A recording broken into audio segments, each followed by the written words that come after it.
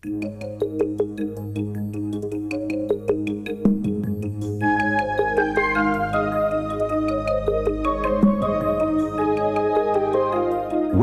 to the International Straight Talk video series on the big emerging markets of the 1990s and beyond. The international marketplace for high-quality American goods and services is changing rapidly, and along with these changes come major new opportunities for American business.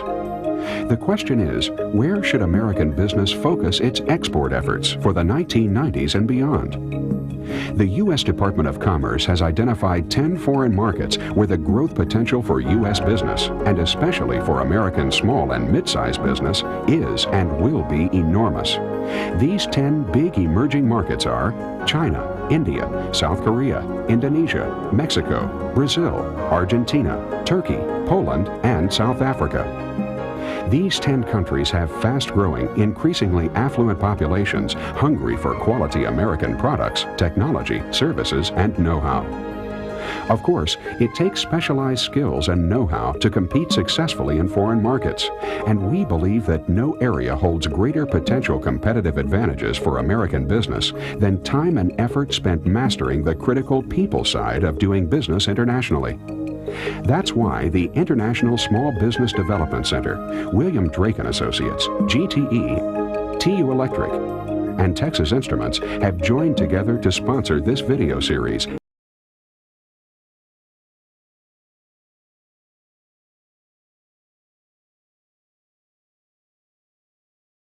About Korean history and culture, and the cultural reasoning behind the action or concept will probably become clear to you. Just spending a little time preparing to display a relaxed, alert, and personal style during your first encounters and learning a few phrases in Korean will dramatically increase the yield of any business visit you make to Korea, guaranteed.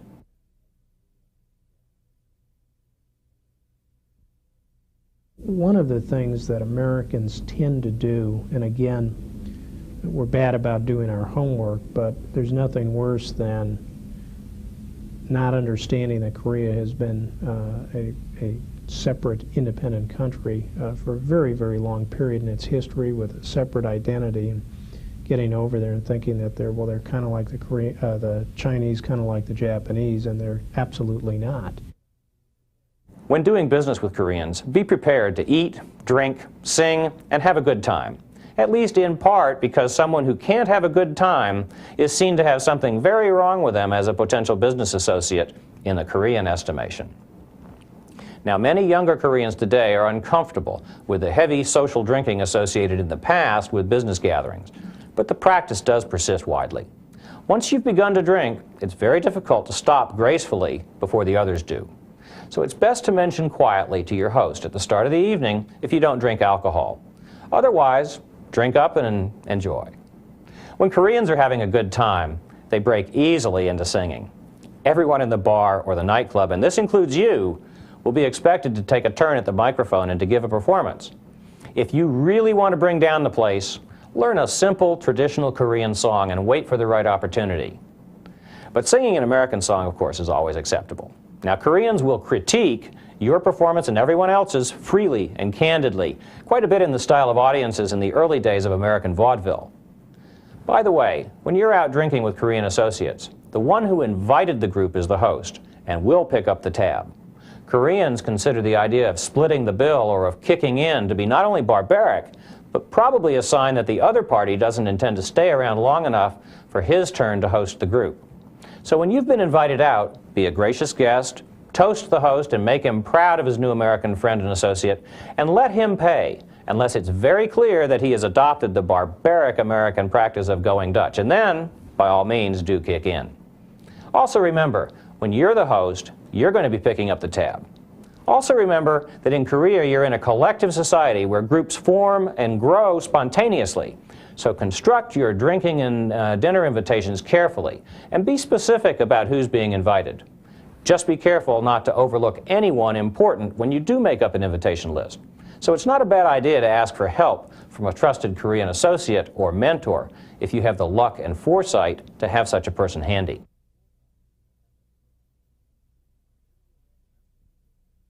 many American business people that do not drink, and they're Christians, and they don't have the same ideas about, let's say, going to a bar. They feel, the Koreans in general, they feel that, of course, they will respect that. You don't have to drink if you don't. They will never force that on you. But you have to know that that's the kind of setting they would prefer. You don't feel uncomfortable. If you don't want to drink, you have a glass of water is fine. You know, they drink iced tea also at bars. I mean, you don't necessarily have to drink alcohol to have a good time. Korea, along with the rest of Asia, has succumbed to the Western conservative business suit and tie for businessmen and government officials, and suits and dresses for women. Americans should be prepared to wear a business suit or jacket and tie throughout the year, and should be aware that bare legs, arms, and feet are frowned upon by many Koreans who tend to be very conservative in their dress. Even in the summer heat and on casual occasions, you should avoid wearing shorts or sandals without socks or stockings.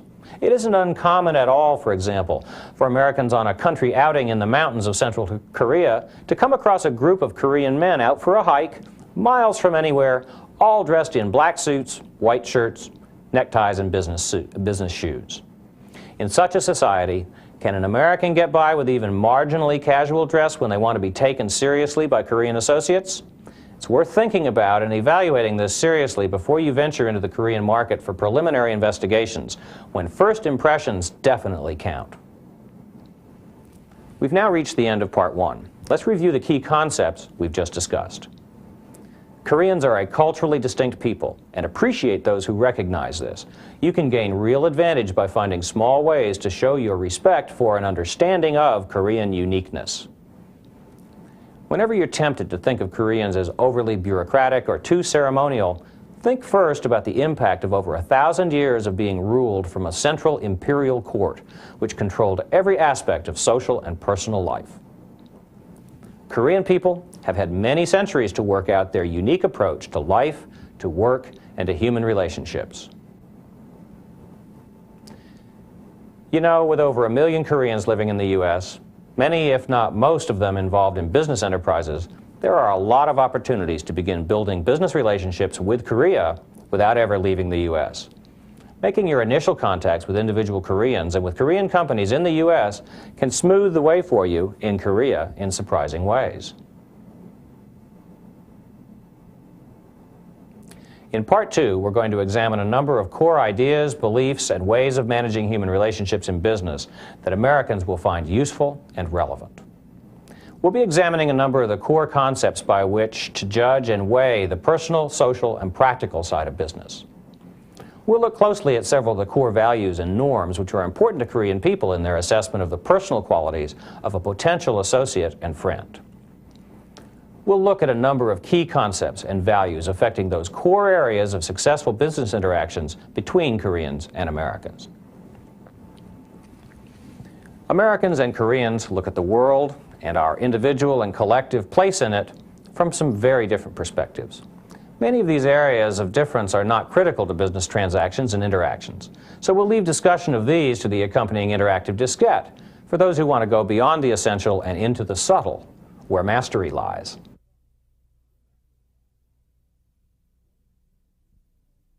One of the things that we found in Korea, and that applies to some of the other Oriental cultures, is that they are very visual on their understanding of products, because their language has characters that are subject to interpretation.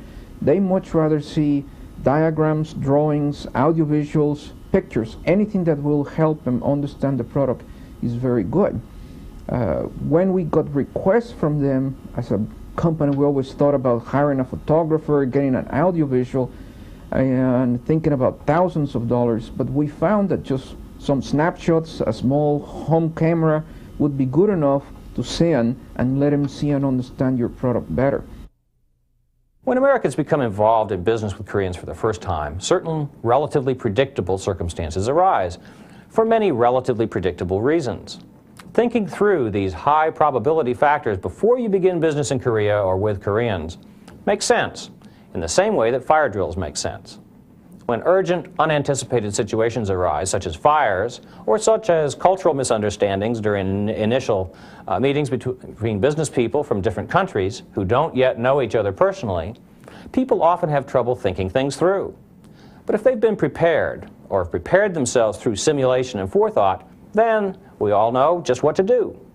So when conflicts occur during initial business discussions, the appropriate fire drill is to begin to ask questions like, what's my point of view? What's their point of view? What are the differences as I see them and as they see them? What are our respective priorities and agendas? And how do each of us see the possibilities in the situation? In order to ask these questions, you have to have a feel for where the differences may lie, and for your own cultural tendencies as well as those of your Korean associates. So with that in mind, let's take a look at a number of areas where Koreans and Americans predictably will have to work to achieve mutual understanding and respect for some rather sharp differences in perspective, as well as for some very different interpretations of some things which each culture takes as a given.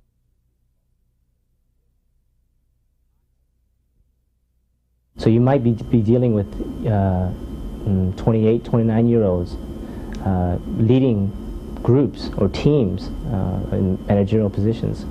And older Koreans feel very uncomfortable about that. My generation in Korea is getting very Americanized, so we'll understand you more better than the older generation will. But I think the basic culture is still there. Bowing is almost a ritual. Handshake is very accustomed over there now. Let's see. But, you know, Korean is a Korean is a Korean, you know. Achoam is a Korean concept which means polite flattery, and is a good example of how much court culture still influences Korean business and social behavior today. Personal interactions in Korea involve widespread use of compliments and flattery, both of which are considered essential to maintaining friendly, harmonious relationships with other people, especially to those important to you. Now, American culture teaches us to treat most flattery with suspicion, and excessive or even mildly inappropriate compliments usually imply insincerity to an American. Flattery isn't viewed as an art form or as cultivated manners in our culture, and anything resembling flattery generally raises suspicions about the other person's motives. By rather extreme contrast, the Korean culture views the ability to flatter effectively as a valuable social and business skill, and sincerity in the sense demanded by American culture doesn't have to exist or even be pretended. Flattery is given either as an offering or gift, or in fulfillment of social obligations, and the content of the verbiage is not intended to be taken seriously. What does have deep meaning for Koreans is that another person either cares enough about them, or respects or fears them enough to go to great lengths to flatter them. The flattery doesn't always have to be overt, in-your-face flattery either. The art of flattery involves subtle nuances, such as making someone look very good in the eyes of third parties, or implying rather than stating your admiration for a person, or flattering a person to others when they're not there in a way that gets back to them. And when you think about it, isn't this exactly how people behave around powerful kings and emperors at court? Everybody flatters and compliments everyone else they meet, and the higher your rank, the more such behavior you expect. But do you believe it, even for a minute? Of course not. What's important is the gesture, because it supports authority, displays status and power for others to see, reinforces the hierarchy, and reassures everybody concerned that the kingdom or the organization is alive and well. Koreans typically hate boisterous and really forward type of personalities. They feel very uncomfortable in that situation. They mainly like to have a little bit more eye contact at the very beginning, little quiet conversations, get to know each other very much in a more personal level first before getting into business right away. That's pretty much getting the formalities out of the way.